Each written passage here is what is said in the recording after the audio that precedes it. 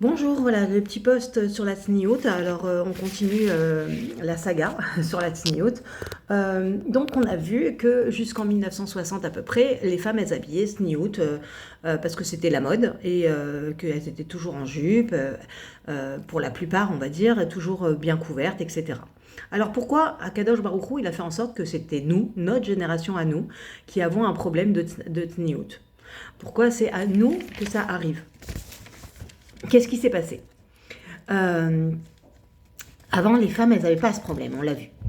En fait, parce qu'on sait qu'on est arrivé à la fin des temps et que on est la génération qui allons recevoir Mashiach. Et du coup, à la Géoula, le Yetzer Hara n'existera plus. Donc, on pourrait reconnaître, à la Géoula, on pourra reconnaître Akadosh Baruch Hu clairement, sans avoir à le chercher, sans avoir à le dévoiler.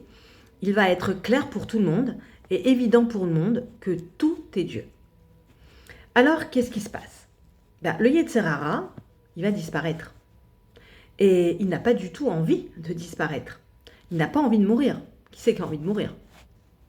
Et alors, il va voir Akadosh Baruch Hu et il lui dit, attends, je comprends pas. Ça fait 5785 ans que je suis là, que je fais un travail extraordinaire depuis la création du monde, que je suis un pion essentiel dans le monde, puisque grâce à moi, les gens ils grandissent, ils se renforcent. À chaque fois que je les rabaisse, que quand ils se relèvent, ils deviennent plus forts et meilleurs qu'avant. Et grâce à moi, c'est grâce à moi tout ça. Comment tu peux me retirer de ton monde alors que j'ai été un loyal serviteur? Tu veux m'anéantir? Il n'est pas d'accord. Alors il dit à Dieu, puisque tu veux me tuer, me retirer de ton monde, eh ben c'est moi qui vais détruire ton monde. Alors comment il s'y prend pour détruire le monde? Par la cellule familiale. Parce que c'est la cellule familiale qui fait que le monde y continue. C'est d'avoir des enfants qui perpétuent le monde en fait. Et la cellule familiale, c'est elle qui garantit la continuité du monde. Et c'est ça que dit le Yetzer Hara à Dieu. Puisque tu veux m'anéantir de ton monde, je vais anéantir ton monde. Et il s'en prend à nous, à notre génération, puisqu'on est la dernière, puisqu'on est la génération avant Mashiach.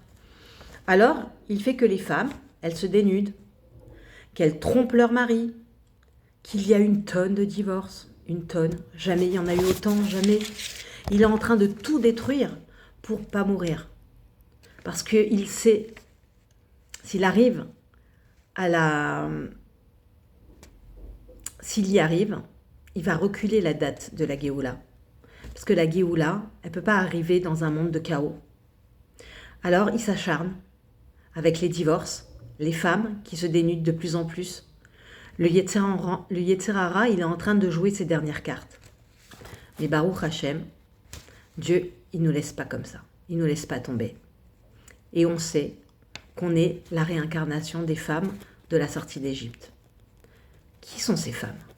Ce sont des femmes fortes qui allaient voir leur mari avec les miroirs. Elles faisaient briller leurs petits miroirs. Dans l'enfer de l'exil d'Égypte, dans les camps de concentration de l'Égypte, elles allaient voir leur mari le soir avec leur miroir et elles allaient les séduire pour continuer à donner la vie. Elles continuaient la vie. Elles voulaient perpétuer le peuple juif malgré les malheurs autour d'elles. Elles avaient confiance en Akadosh Baruch Hu. Elles savaient qu'elles allaient sortir. C'était des femmes extraordinaires, incroyables, pleines d'émouna, pleines de force, pleines de vie. C'est nous. Dieu nous a réincarnés pour vaincre le Yetzer Hara. Parce qu'il a confiance en nous. Parce qu'il sait qu'on va réussir à rester ces femmes tsanoua, ces femmes fortes qui vont aller qui vont ne se découvrir que pour leur mari. Et qu'on va éduquer nos enfants dans la Torah et dans les mitzvot. C'est grâce à nous, c'est grâce à vous qu'on va accueillir Mashiach. Alors tenez bon, j'ai confiance.